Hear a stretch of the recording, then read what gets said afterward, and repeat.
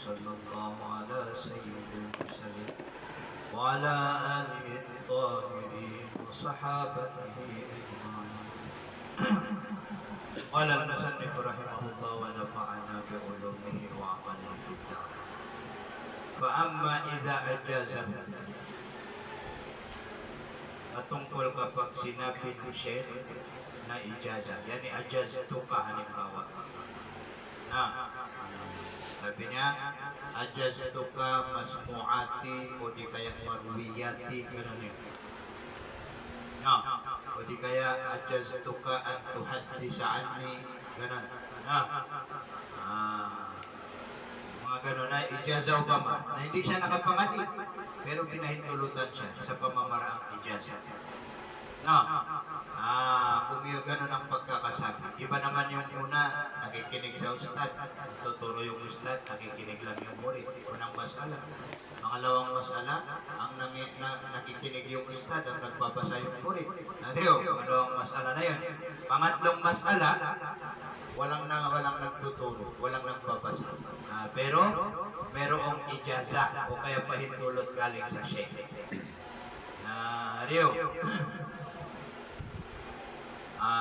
Lam yajuz an yaqula, na hindi pwede na sabihin niya ng murid, yan yung rawin o yung murid na yun, hindi niya pwedeng sasabihin haddasan. Wala akbarani, at hindi rin pwedeng sabihin niya yung akbarani. Tanong din yun pero sa ibang mga muhaddisin, sinasabi nila na ang sasabihin amba'ani.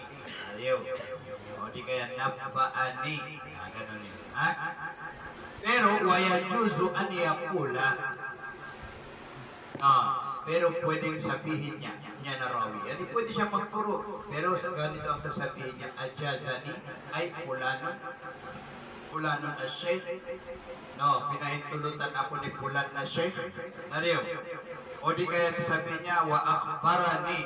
O di kaya nag-akhbarani, pero kailangan tugtungan ng ijazatan. Yan ko nito. Pwedeng sabihin, pwedeng tugtungan niya ng ijazatan. Ay, kailangan tugtungan niya ng ijazatan.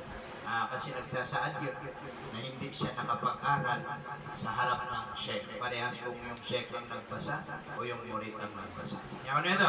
So dahil dun sa ijaza na yun, kung sahih yung sanad nitong si Rawi, kasi sikmah siya, wajibul amalu bihi, wajib ipang amal bihi, yani bil marwi bil ijazah. Yung nairiwayat na yun sa pamamagitan ng ijazah. Laban na kay strict na kung tutusin na kung hindi ka nakapag-aral sa kanya, hindi ka pwede magriwayat. O kaya kahit pinahintulot nilang magriwayat, pero hindi mo pwedeng iamal. Hindi mo pwedeng iamal yung iba. Pero dito, sabi ni Musannif, wajib ipang-amal. Ito yung jumhur, kaul ng jumhur ng mga ulama. Kasama na dyan yung apat na madhab. Wa qala ba'du ahli zahir, sinabi ng ilan sa mga ahli zawahir. Yung ilan sa mga ahli zawahir na pinamumunuan ni Dawud al-Zahiri. Sabi niya, la yajibul amal. Hindi pwede hindi wajib ipang-amal. Pero pwede iamal. Pero hindi wajib iamal yung hadis niya. Yun ang pananaw niya. Anong hadis yun? Pati yung hadis na riwayat sa pamamagitan ng ijazah. Ulat yung Ustad Mulvi kumuha ng ijazah doon sa kay Maulana Ilyas para Bangkawi. Nagkuha kami doon ng ijazah. Nakakuha namin doon yung ijazah ng Hayatus Sahaba at iba pa sa kanyang mga pinapag-aralan na libro. Special din ang pinatawag na ijazah. Pero sabi niya dito, wahada khata'un. Mali, sabi ni Musannif. Bakit? Wahada ay qawlu ba'di ahli zahir o kaya adam wujubil amal bihi, khata'un. Mali. Bakit? Li'anna al-qasda. Li'anna al-qasda ay fi riwayat al-hadis. Dahil ang layunin, ang maksud sa pagriwayat ng hadis na an yuthbata dhalika, na mapatunayan dhalika ang hadis na yun anin Nabi sallallahu alaihi wasallam. Galing sa Nabi.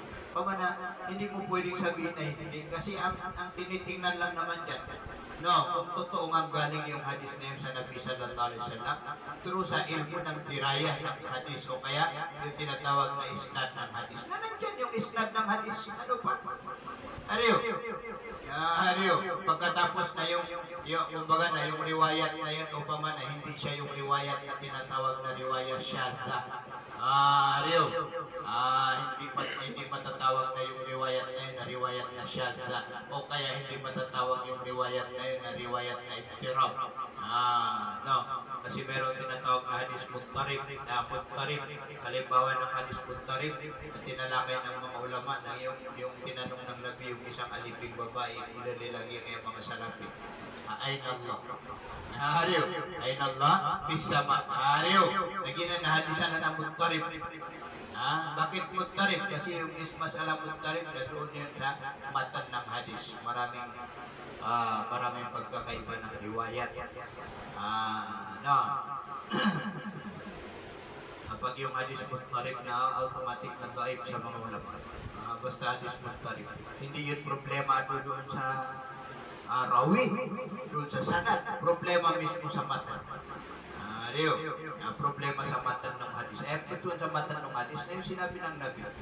Halimbawa, inamal amalu binniyati pa ba? Yun ang tinatawag na doon tinatalaka yung masala na muttarib. Isang masala ng hadis, no, ay yung syad. So, kapag yung hadis ay hindi mapatunayan na galing sa Nabi sallallahu alaihi wasallam, true sanad niya at saka true matan,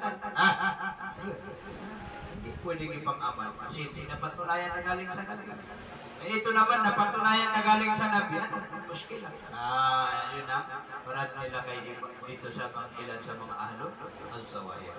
Kasi ang maksud sa pagriwayat, alian al-qasda ay kay riwayat il-hadis. Sa pagriwayat ng hadis na anyos, batadalika na mapatunayan ang hadis na yun anin Nabi sallallahu alaihi wasallam na galing sa Nabi sallallahu alaihi wasallam. Wala parma bainang nutqi wa baina ma yaqumu maqamahu. Na walang pagkakaiba. Walang kaibahan. Bainang nutqi, sa pagitan ng binigkas mismo. Ariyo. Bainang nutqi sa pagitan ng binigkas mismo wa baina ma yaqumu maqamahu. At sa pagitan ng bagay na yakumo na tumatayo siya na bagay makamahu sa lugar ng anad ko. Ayun yung sabi niya dito sa baba, aperto, wa huwal ijazah.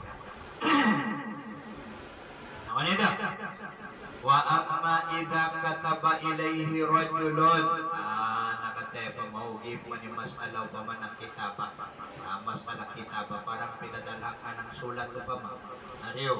Tapos yung laman ng sulat na yun na hadis. Ano kaya ang hukom ng sulat na yun? Pwede ko kayang iriwayat yung sulat na yun na naglalaman ng hadis, o kaya hindi ko pwedeng iriwayat?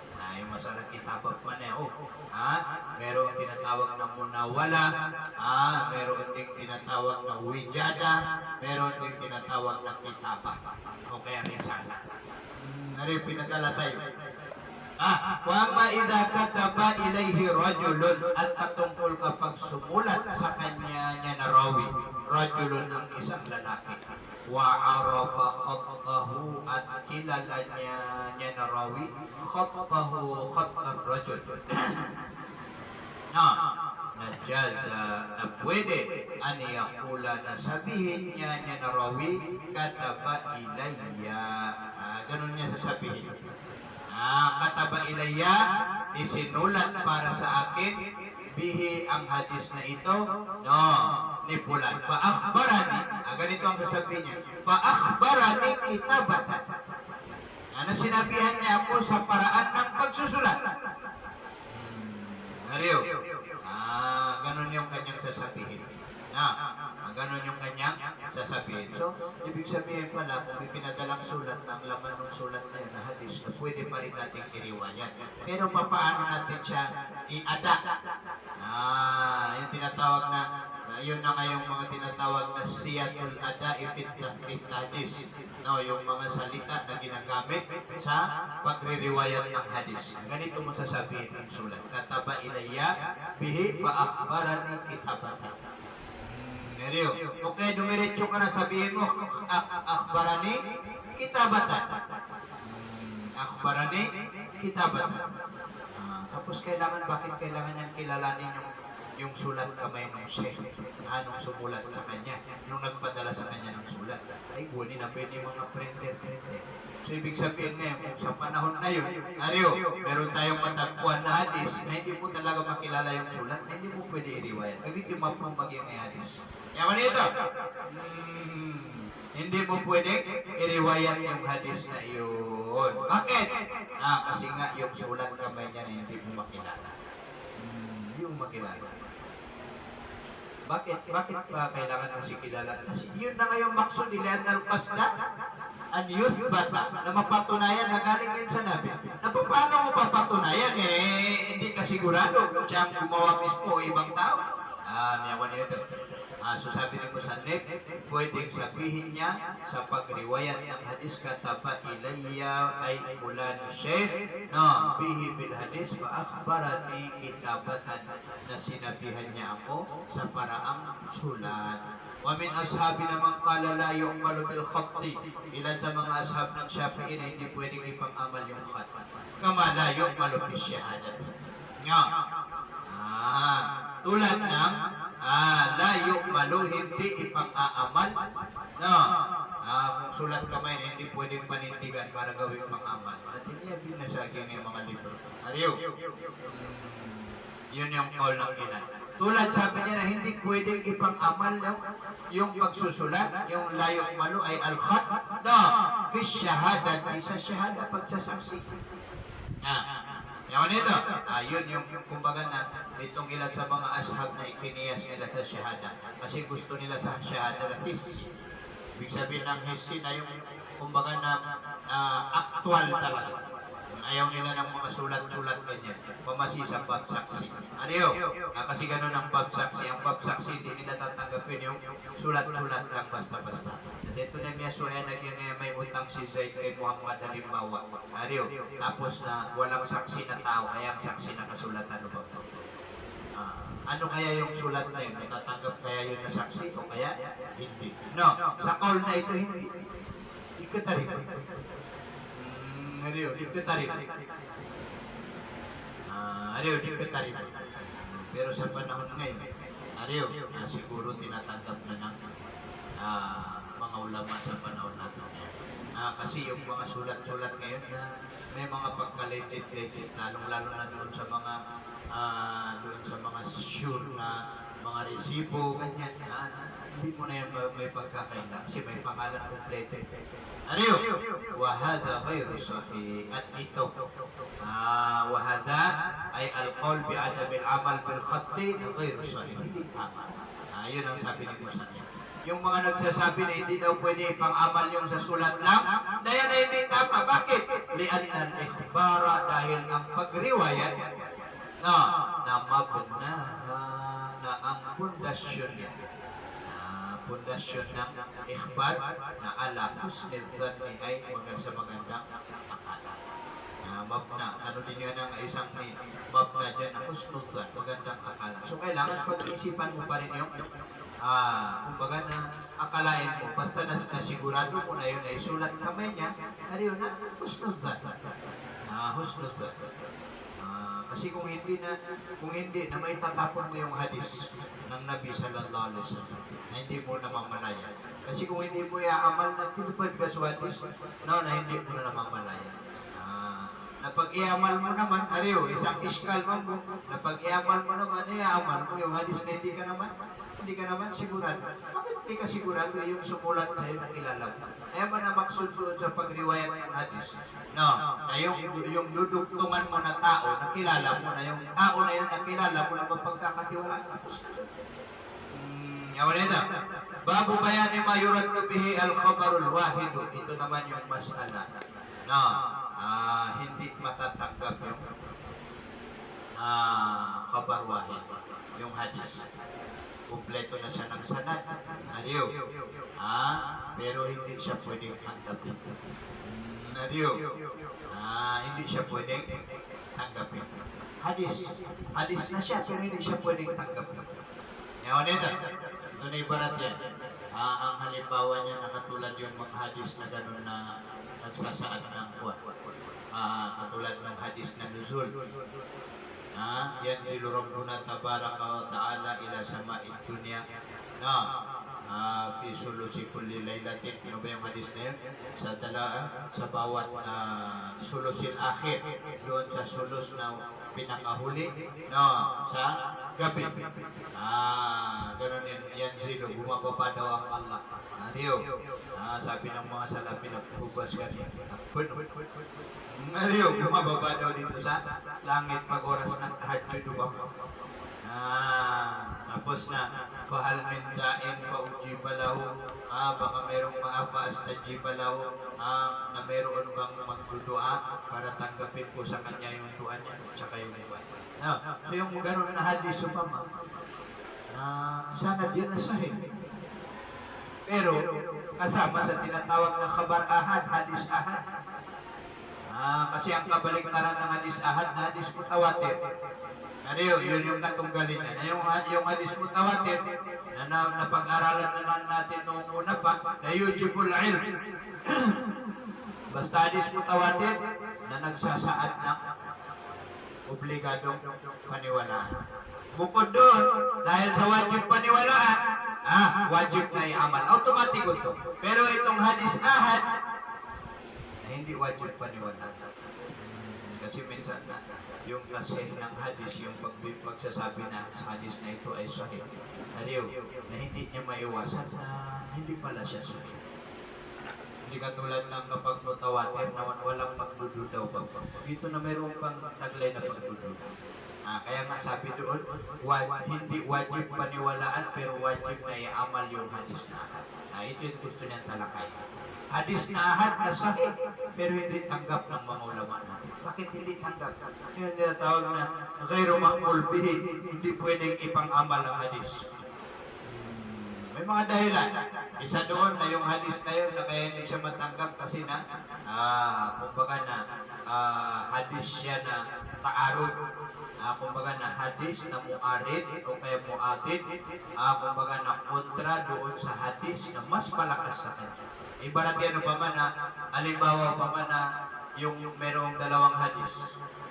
Na yung isang hadis na medyo mahina ng konti. Pero sa hindi, sinabi niya na ang Allah ay may kamay. Halimbawa, tapos yung isang hadis na nagsasabi na walang kamay. Pero yung isang hadis na yun pa man na mas malakas kaysa doon sa hadis na yun. Ang pagkakasabi doon sa hadis na medyo mahina na sahih din halimbawa, ay pagpalagay natin halimbawa hadis ni Imam Tirmizi, may kamay ang Allah. Hadis ni Imam Tirmizi. Ang nakalaban niya pa man hadis ng Bukhari. Na yung hadis ng Bukhari, ang sabi niya doon, walang kamay ang Allah. Pag maglaban ng Bukhari at saka Tirmizi, pagdating sa pagkasi ng hadis na kukunin ng mga ulama, itong si Imam Bukhari. Kasi si Imam Bukhari na mas malakas, mas mataas, kumbaga yung pagtanggap sa kanya ng mga ulama kontra kay Imam at Tirmizi. So, yung hadis ni Imam Tirmizi, titingnan yung sanad. So, hindi. Kaya lang hindi tangkap yung hadis na yun. Nagiti maksude. Babu bayaning mayurat bihi al-khabaru al-wahid. Pagsasaad o kaya paglilinaw sa bagay na itinataboy, itinatakwil, tinitinay bihi sa kanya naman yung hadis na ahad. Idza rawal khabara siqatun. Kaya siqah, yan yung syarat ng mga rawi ng hadis. Kapag niriwayat ang isang hadis ng taong siqah. Kumbaga na itong siqah na ito yung makbulur riwayat indal muhaddisin.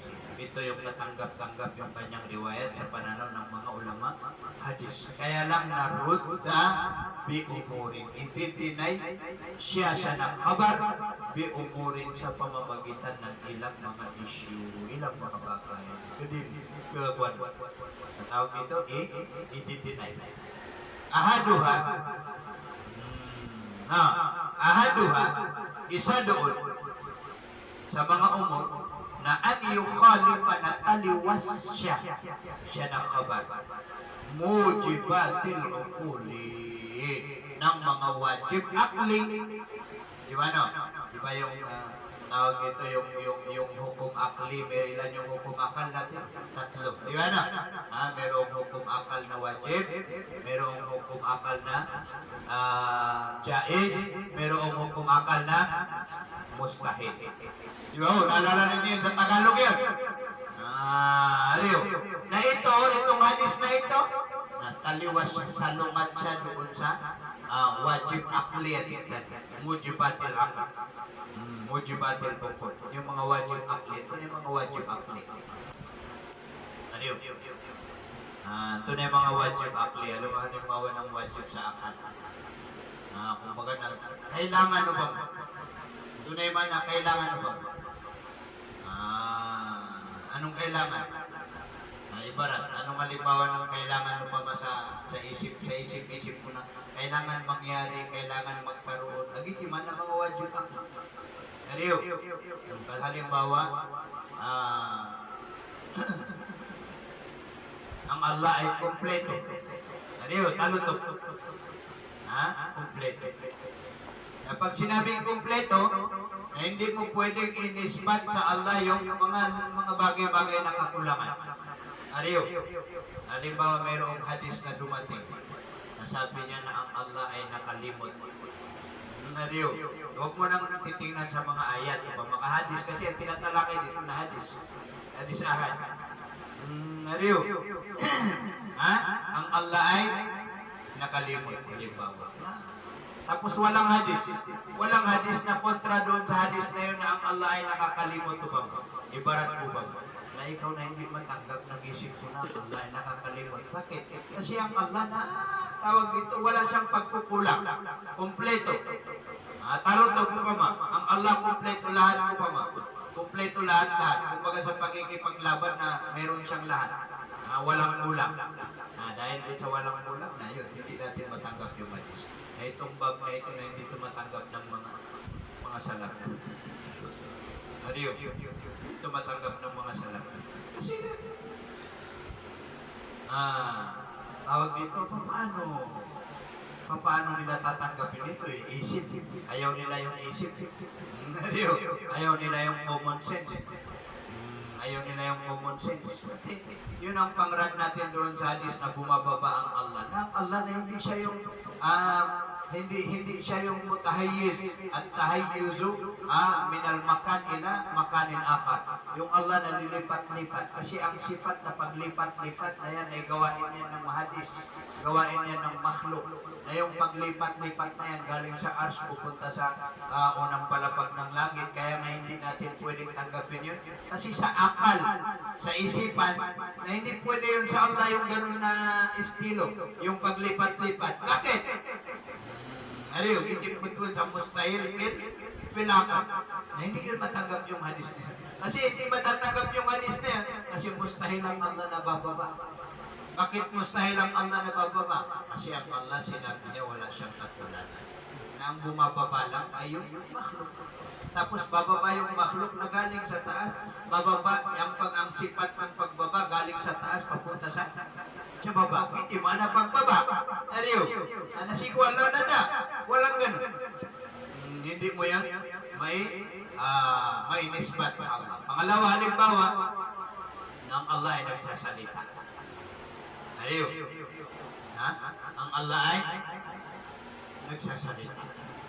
Na ang Allah ay nagsasalita, hindi ibig sabihin na nagsasalita na katulad ng makhluk na magsasalita na mayroong tunog, mayroong letra. Kasi nga, ang Allah hindi niya katulad ng makhluk. Hindi magiging katulad ng Allah ang sino-sino mang makhluk. Kahit anong makhluk, kahit langgam yan, nagtitipidatan.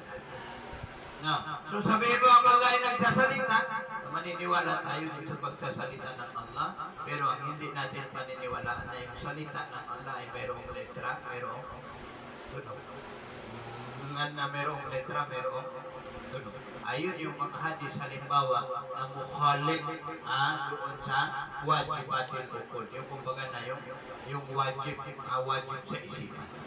Kung gano'n na pa, yun lang butlan na malalaman na sira siya na hadis. Pumana, kahit yung sanad niya na sahih, nasira yung hadis. Ito na ibarat yan. Merong hadis na riwayat ng Bukhari. No, hindi ako nagkamali, riwayat ng Bukhari na nabanggit na ang Abu Jahal. Abu Lahab. Ariyo. Ang Abu Lahab, dalil mambo yung mga pamamaulit. Ang Abu Lahab ay tuwang-tuwa noong isilang ng Rasulullah sallallahu alaihi wasallam. Tapos meron siyang ginawa, nakalimutan ko na yung, meron siyang ginawa na kabutihan. Sobrang saya niya nung ipinanganak ang Nabi sallallahu alaihi wasallam. Ariyo. So dahil doon sa natuwa siya, binawasan yung kanyang tawag dito, parusa. Lalong-lalo na mag-araw ng Lunes. Ariyo, nabanggit yan sa hadis. Na yung sanad ng hadis na yun, sahih. Yung sanad ng hadis na yun, sahih. Ano pa man, maniniwala ka pa na mababawasan ng kaparusahan ang isang kapit? No. Hindi mababawasan ng parusa ang isang kapit. Ariyo, ikalbatan. Kasi yung parusa niya na magpakailanman, paano mababawasan? Ay kullaman natijat juluduhum batalnahan juludan ghairaha liyadukul adab. Ariyo, sa tuwing masusunog yung isang balat, napapalitan na naman ng panibagong balat, nang sa ganun ay malasak nila talaga yung lasa o kaya yung karanasan sa mga parusa naman. Paano mababawasan? Hindi mababawasan. Yun kasi mas alam, meron siyang katunggalin na ayat sa Quran. Pangalawa na ayat sa Quran na tabat yada abi lahabin wa tab. Di niya binasan. Wa mra'atuhu hamalat al-hatab. Yung asawa niya na buhat-buhat ng mga panggatong. Yung mga panggatong na yun hindi niya maalam. Ay susunog pala niya sa sarili niya sa akhirat. Ayun yung kumbaga na yun ay taliwas. Malalaman natin na batal yung hadis kahit pa yung sanad na nasaya. Yawan nito, lian na syara, tingnan mo ang katwiran. Dahil ang syara na innama yaridu bimujawwizatil. Dahil ang agama, ang syara na innama sa totoo na yaridu, dumarating yung agama, yan yung dalilan na bimujawwizatil ukul, sa mga jais sa akal. Ito na yung mga ibarat na jais sa akal. Ariyo, yung taong pagod, ariyo, nasa isip ko na pwedeng umupo, ariya, pwedeng kumain, pwedeng matulog, mujawwizatil ukul. Yung mga hindi imposible at hindi mga wajib. Wa amma bi khilafil ukul pala, at patungkol sa sumasalungat sa ukul na hindi pwede. Daw pwede. Wala. Ay pala yaridu asyam. Hindi dumarating yung agama sa kanya. Kasi khilaf sa akal. Kumbaga salungat sa isip ng tao. Yung akal, yung isipan ng tao na malinis. Napapanahon ito at baliktad na tao. Ano yun? Sabihin mo 1 kilo, nag-kilo niya na 3 kilo. Sabihin mo 3 kilo, ginawa niya 1 kilo. Ano yun? May barat buto bang? Dito, kaya kayong yung aklos salim, yung isipan na matuwid, yung isipan na walang, kumbaga na walang halo na kalukuhan, ariyo, hindi niya matanggap yung mga ganun na. Kaya add na. Minsan na meron tayong bagay na hindi matanggap pa, meron tayong salita na hindi matanggap. Inuman yung mga ulama natin, na hinati nila sa dalawa yung hadis. Unang-una na hadis na ma'mulun bihi, ago hadis na ghayru ma'mul bihi. Hadis na pwedeng ipang-amal at hadis na hindi pwedeng ipang-amal. Nantunay batayan nila dahil sa salungat sa akal. Basta hindi sang-ayon yung isip natin doon sa hadis na yun. Ariyo. Hindi tayo. Basta kung titingnan na sa isipan na hindi sang-ayon yung isipan doon sa dumating sa hadis na yun. Ngayon ay palatandaan na yung hadis na yun na patil yung hadis na yun. Yaman nito. So, bakit pa riniwayat ng mga tawag dito? Bakit pa iniriwayat ng ng mga sipa, mga taong mapagkakatiwalaan. Bakit pa nila riniwayat yung hadis na yun? Na kasi nariniwayat nila yung hadis na yun kasi kinuha nila sa Sheikh. Kinuha nila sa Sheikh. No, nangyayari yan sa panahon ng mga sahaba. Mismo yung mga sahaba na nagre-riwayat sila ng hadis na hindi pala galing sa Nabi, galing sa mga Bani Israel, galing sa mga Yahudi. Nakuha sila. Yun yung tinatawag ng mga hadis Israeliya o kaya tafsir ng mga Israeliya. Ay, hindi yung matanggap. Ano yun? Na siyempre, nanggaling sa isang sahabi. Ano yun? Pagkatapos na yan, ang nakarinig sa Imam sabi na si Imam Nafi Ibarat. Tapos si Imam Malik, Imam Shafi'i, Imam Ahmad, mga malalaking ulama po, nagriwayat ng hadis na yun. Kaya lang na yung hadis na yun na hindi tanggap ng isip. Aklus salim po. Sumasalungat sa isip. Maliban lang sa mutawatir, kasi yung mutawatir na hindi na pwede. Yaman ito, sumasalungat sa isip. Kung ganun na hindi doon darating. So, kapag yung hadis ay salungat sa isip, pero yung isip na mga isip ko, naisip pa yung mga ulama. Kaya wala tiga, mga katep sa'yo. Ariyo, yung nariyan tanggap na. Ariyo, yung tanggap na ka. Nag-iot ka na marsik. Hindi ko ito matanggap na itong hadis na ito. Ariyo, hindi mo matanggap. Scout ko, kamarsik ka isip. Itong ukol-ukol dito natatandaan ninyo, ito yung mga ulama. Ang nabas ka. Yung mga ulama na binigyan sila ng Allah ng malinis na pag-iisip, at matalas na pakiramdam. Wasani ikalawa na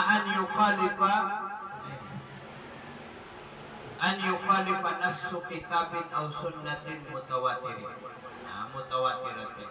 Yung hadis na yun na dumating na khilaf sa Quran at saka sa hadis mutawatir.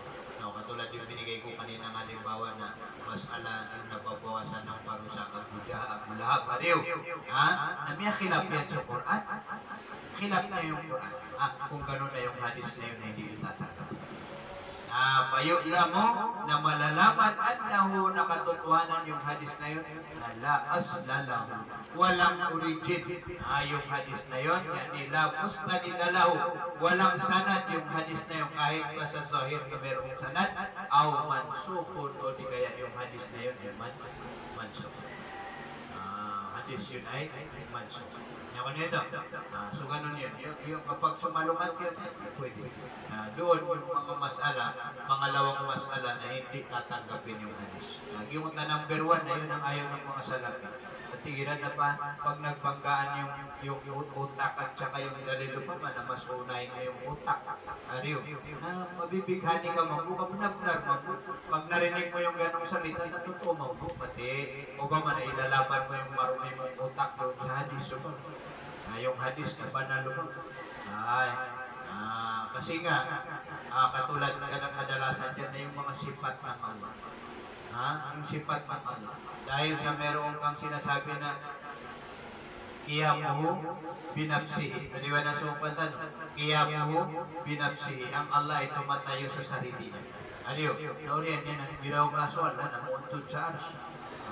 Hindi mo pwede sabihin yun. Kasi doon pa lang sa isipan na hindi matanggap ang Allah ay nakaupo.